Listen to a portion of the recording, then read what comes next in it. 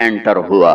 کب انٹر ہوا؟ جب ہم زوال کا شکار تھے. اب آپ حیران ہوں گے، جب صرف 2 لاکھ کے ساتھ، کبھی 2 لاکھ سے زیادہ گورا اس ملک میں نہیں رہا، اور 20 کروڑ انسانوں پر حکومت کس لیے کی؟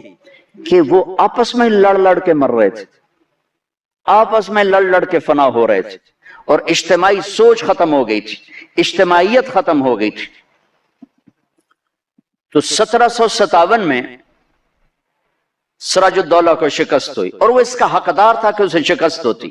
سازش میں چھوٹا سا بہانہ ہے، سازش ہوئی، میر جعفر مل گیا، لیکن میر جعفر کا ملنا شکست کا سبب نہیں ہے، سبب نااہلی ہے.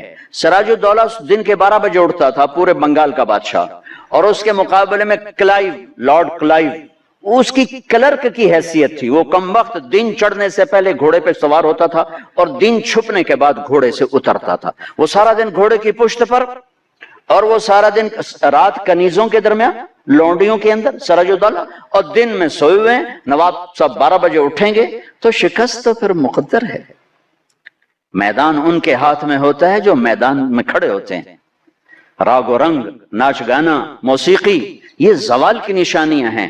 جو قومیں تباہ ہوتی ہیں وہ سارنگی کی سر پہ تباہ ہوتی ہیں، جو قومیں سر اٹھاتی ہیں وہ تلوار کی جھنکار پہ سر اٹھاتی ہیں، وہ تیر کی سنسناہٹ پہ سر اٹھاتی ہیں. میری ساری نسل گانے بجانے میں ڈوب چکی ہے، اور میرے دانشور اس کو تہذیب اور ثقافت کا نام دینے کے لیے سارے زور لگا رہے ہیں. ارے مجھے چھوڑ دو، میری بات دیوار پہ مار دو. پاگلو اپنے شاعر کو پڑھ لو جس کو تم سارے مانتے ہو. تجھ کو بتاتا ہوں کہ تقدیر امم کیا ہے، شمشیر و ثنا اول، طاؤس و رباب آخر. جب قومیں اٹھتی ہیں تو ان کے نغمے تلوار کی جھنکار ہوتی، گھوڑوں کی ہن ہناہٹ ہوتی ہے. ولادیات ذبحان، قربان جو میرا قرآن، میرا اللہ گھوڑوں کے ہن ہنانے کی قسم اٹھا رہا. ہائے ہائے ہائے ہائے. ولادیات ذبحان فالموریات قدحا فالمغیرات صبحا فاثرن به نقعا ووسطن به جمعا. تیمور نے دنیا فتح کی، کبھی محل میں زندگی نہیں گزاری، خیموں میں کم وقت سوتا رہا، ساری زندگی خیموں میں سویا. چنگیز خان دنیا کا سب سے بڑا فاتح ہے، ساری زندگی خیمے میں سویا، کبھی محل میں نہیں سویا. اس کی اولادوں نے سونے چاندی کے گھر کھڑے کر دیے، وہ موت تک خیمے میں سویا.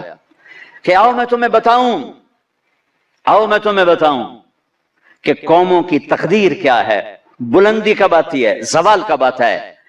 جب شمشیر ہوتی ہے، تیر و تلوار کے نغمے ہوتے ہیں تو یہ اوپر اٹھتے ہیں، اور جب تان سین ہوتے ہیں اور طبلے کی تھاپ ہوتی ہے اور سارنگی کی سر ہوتی ہے اور گانے والی کیا آواز ہوتی ہے، تو پھر وہ قومیں سو جاتی ہیں، ڈوب جاتی ہیں، ہلاک ہو جاتی ہیں، تباہ ہو جاتی ہیں. تم شریعت کو بیچ سے نکال دو، تاریخ کو بیچ میں لاؤ کہ قوموں نے عروج کیسے پکڑا، زوال کیسے آیا. سارے حکمران ڈوبے ہوئے تھے سارنگیوں میں، کنیزوں میں، تو اللہ نے انگریز بھیجا، جاؤ ان سب کو جوتے مارو اور ان کو تخت سے کان سے پکڑ کے اتار دو. آخری میں ٹیپو سلطان تھے. لیکن جب کوئی قوم ڈوبتی ہے تو ایک فرد مشکل سے ہی کسی کنارے لگا سکتا، لہذا اپنی جان کی قربانی دے گئے. 1799 4 مئی 1799 دریائے توی وہاں بہتا ہے، اس میں اپریل کے اینڈ میں سیلاب شروع ہو جاتے ہیں اور فوجیں رک جاتی ہیں. لیکن میرے اللہ کو مسلمانوں کا اقتدار ختم کرنا تھا، تو اس سال موجیں نہیں آئیں، سیلاب ہی نہیں آیا، دریا خشک پڑا تھا. اور انگریز کی مدد کرنے والے کون؟ نظام الدین، حیدرآباد کے مسلمان حکمران. مرہٹے تو چلو ہندو تھے. جب ضمیر سوتا ہے، جب حکومتیں کیوں چھینی؟ کہ ٹیپو جیسے شاہ سوار کے لیے، شیر نر کے لیے نظام الدین کی فوج آ رہی، مسلمان فوج آ رہی، اس کے لیے تو انہیں ڈوبنا چاہیے، انہیں مرنا چاہیے، انہیں غلامی کا طوق پہننا ہوگا. میرے رب کا نظام ہے، میرے رب کا قانون ہے کہ یہاں نااہل کو نہیں بٹھایا جا سکتا، اہلی آتے ہیں تو نظام چلتا.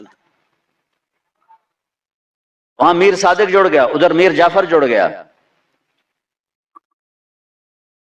جب وہ اگر یہ نہ بھی ہوتا نا تو بھی ہو ہی جانا تھا. میر صادق نے کہا بھائی وہ تنخواہ لے لو. فوج انگریز نے حملہ کیا, وہ کہتا آؤ بھائی تنخواہ لے لو, سارے تنخواہ لے لو. وہ پتہ نہیں کیسے کرائے کے فوجی تھے, وہ تنخواہ لینے کے لیے دوڑ گئے. ٹیپو کھانا کھا رہے تھے, نوالا ہاتھ میں تھا کہ شور پڑا کہ جی قلعے کی دیوار ٹوٹ گئی, فوجیں داخل ہو گئیں. کھایا نے بھی چھوڑ دیا. شیر کی ایک دن کی زندگی گیدڑ کی 100 سال کی زندگی سے بہتر ہے. انہیں پتا تھا اب کوئی راستہ نہیں ہے. اپنی جان کا نذرانہ دیا تو جنرل ہیرس نے کہا آج ہندوستان ہمارا ہے. پھر دلی بھی آ گئے. شاہ عالم ثانی کے زمانے میں دہلی میں انگریز داخل ہو گئے, اور پھر بہادر شاہ ظفر جو 1857 کی جنگ آزادی, وہ ایک ایسے جیسے یہ ہمارا جلوس نہیں ہوتا جلوس, ان جلوسوں نے کبھی کچھ کیا؟ جلوسوں سے کچھ نہیں ہوتا سوائے کہ 2-4 گڈیاں ساڑ ہو, 2-4 سائن بورڈ بن دے ہو تو جاندے گراہ گیران دے بوجب لٹ لو.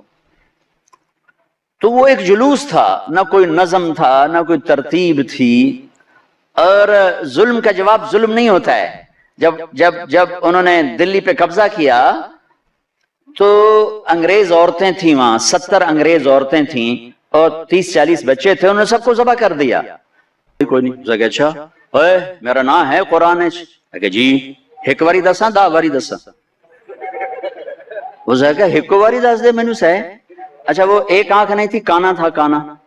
تو اس نے کہا ساڈا قرآن 100 واریاں دا کان من الکافرین, کان من الکافرین. ایک کافر ہونا ہے تے کانا ہونا ہے تے تو ہی ہوتا ہے, اور کیڑا ہو.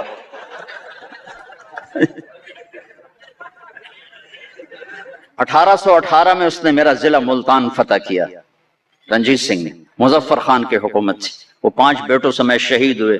وہ خود بڑے عالی حکمران تھے, لیکن نہ عوام میں جان تھی نہ فوج میں جان تھی, صلاحیتیں ختم ہو چکی تھی. شہید ہو گئے 5 بچوں سمیت شہید ہو گئے. پھر اس کمبخت نے وہاں میرے علاقے میں 3 بازار حسن قائم کیے. ایک ملتان میں بنایا طوائفوں کا اڈا, ایک کیروڑ پکا میں بنایا, اور ایک میرے تلمبے شہر میں آیا. اور وہاں اس نے کوئی 1 مہینہ قیام کیا, چونکہ بہت خوبصورت جگہ تھی, دریائے راوی اس کو ہٹ کرتا ہوا گزرتا تھا, اور کھجوروں کے باغ تھے بڑے زبردست. ایک بازار حسن اس نے وہاں بنایا. پچھلے کوئی 8 سال سے میں نے وہاں جانا شروع کیا, ملنا شروع کیا. وہ بازار حسن اب ختم ہو چکا ہے. چند بچیاں رہ گئی ہیں جو مجھے پیغام دیتی ہیں ساڑی شادی کرا دیو, اسی توبہ کرنی ہے. ختم ہو. کوئی فتوے نہیں دیے, ان کو محبت تھی, ان کو بیٹیاں کہا, ان کے سر پہ ہاتھ رکھے. ابھی بھی 2 کو میں نے بھیجا ہوا ہے عمرے کے لیے اپنے اسے بازار حسن سے. انہوں نے مجھے وہاں سے فون کر کے رو رو کے ان کا برا حال, وہ مجھے دعائیں دے رہی ہیں. کیا ستا کدی رب دا نا ہی نہ سنیا, تو سانو رب دا گھر بھی کھا چھڑے. سب چندے کو وہ بیچاری روتی ہیں کہ ساڈے کو اور پیشہ کوئی نہیں تھا, عزت دیون واسطے تیار کوئی نہیں. میں تو جب سے طوائفوں سے ملا ہوں مجھے طوائفیں مظلوم نظر آئی ہیں, اور انہیں نچانے والے ظالم نظر آئے ہیں. ان کے جسموں سے کھیلنے والے درندے ہیں, انہیں گھنگرو پہنا کے نچانے والے بھیڑی اور درندہ نما انسان ہیں. وہ تو مظلومیت کی ایک عجیب داستان ہے. کون عورت ہے جو روزانہ کسی کے لیے تیار ہو؟ کس عورت کی فطرت ہے کہ وہ ہزاروں ہوسناک نظروں کے سامنے ناچے اور گھنگرو باندھے؟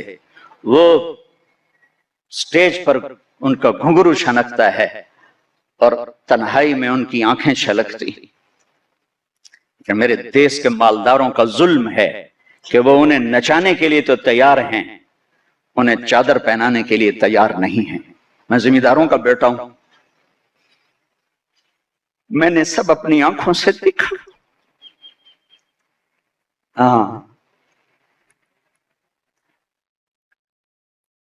مالداروں کی ہوس کا نشانہ بننے والی طوائف ہو گئی, اور مالدار چودھری صاحب بھی رہا, کوئی دامن پہ داغ ہی نہیں.